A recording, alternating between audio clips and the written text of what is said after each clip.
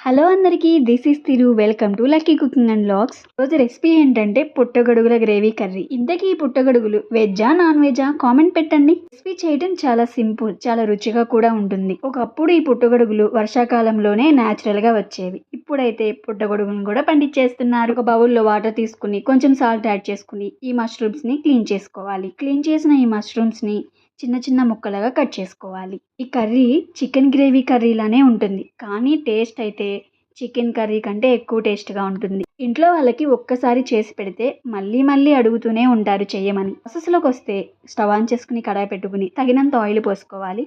Oil వేడైన తర్వాత మష్రూమ్స్ని add చేసుకోవాలి. చిటికెడు పసుపు, కొంచెం సాల్ట్ యాడ్ చేసుకుని మొత్తం కలిసేలాగా తిప్పుకోవాలి. ఈ మష్రూమ్స్లో వాటర్ కంటెంట్ ఎక్కువగానే ఉంటుంది.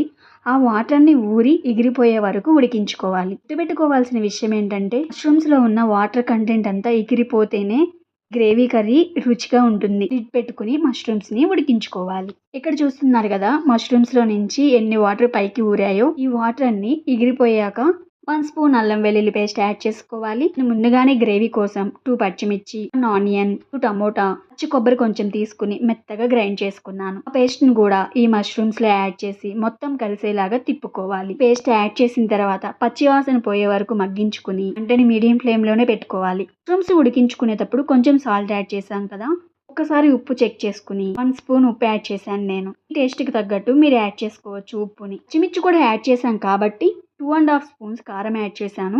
మీరు తినే మంటని బట్టి కారాన్ని యాడ్ చేసుకోండి. అన్ని కలిసేలాగా తిప్పుకుని పచ్చివాసన పోయే వరకు, నూనె పైకి తేలే వరకు ఉడికించుకోవాలి.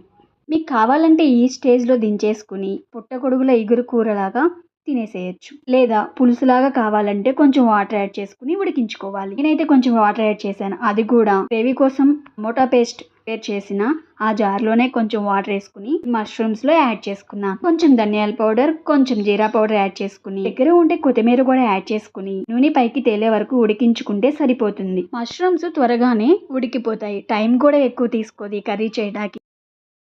ఈ curry chapati, paratha, bagara rice, white రైస్లోకి చాలా రుచిగా ఉంటుంది. చూసారు కదా ఎంత కలర్ఫుల్గా ఉందో, అంతే టేస్టీగా కూడా ఉంటుంది. ఎవరికి ట్రై చేయకపోతే నా వీడియో చూసి మీరు ట్రై చేసి టేస్ట్ ఎలా ఉందో కామెంట్ పెట్టేసేయండి. అలాగే ఒక లైక్ చేసుకోండి, సబ్స్క్రైబ్ చేసుకోండి. Thank you for watching.